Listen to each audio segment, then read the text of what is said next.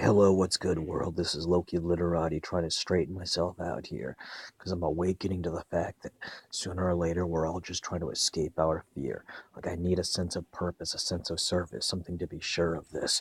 And if I don't have this, if I don't have my strong wish list, if I don't have the crusade of a mistress, if I don't have something just off the page to rip my rage to say, all right, I can't really map everything I'm doing into a tapestry because, dude, that's too much meddlement and potential evidence left behind, so I've got to find a way to disguise the true play while still being true to everything I say. In other words, not reveal anything that might truly open up the head and get me thrown in prison. Even though a lot of my one-offs are personal enough that if the wrong people read or heard them, they would get me shot. And so I always make sure that they get their chance to hear and know. So I don't have to change my stance and they can advance and things can grow because I'm just switching up the picture with vigor, catching it with both hands, turning it around in a panoramic scan, take it apart, put it back together again like tangrams, knowing that I'm trying to find what's nearly invisible yet so near, chasing down my own fears. Again,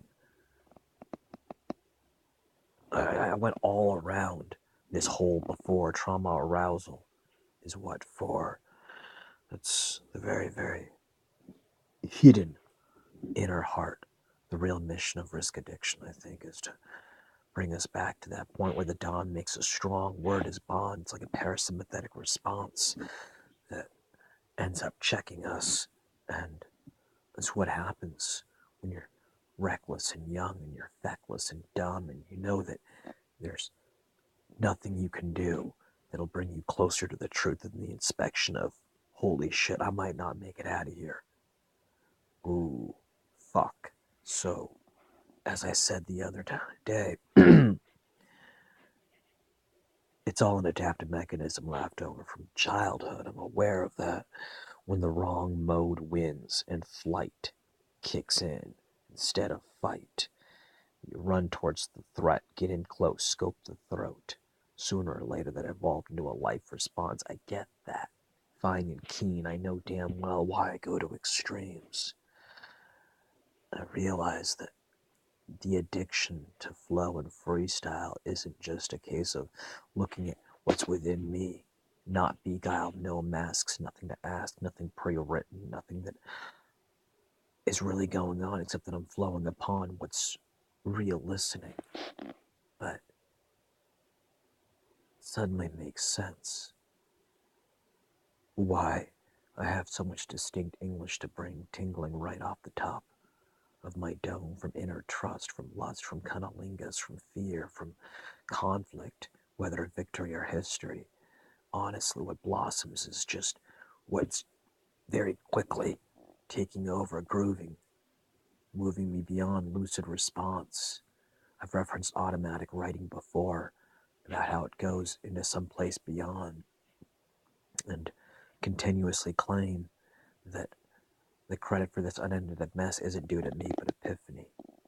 That it's the universe that first really bloomed this curse, and it's just I was the second one to hear it and caused it to disperse.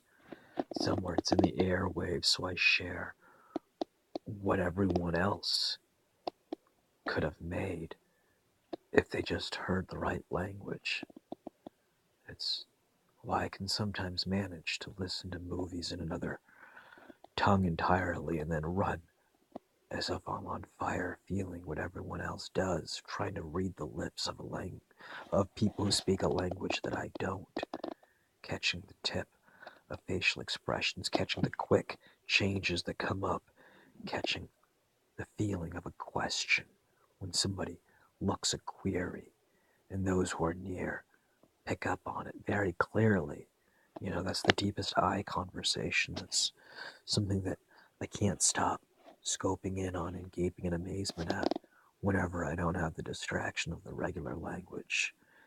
My brain still picks up on every sound, plays it back phonetically, just like rapping along with albums that I've never heard before for practice every day. It's the exact same fucking play that goes on in my brain waves whenever Nerd Queen and I are watching foreign flicks.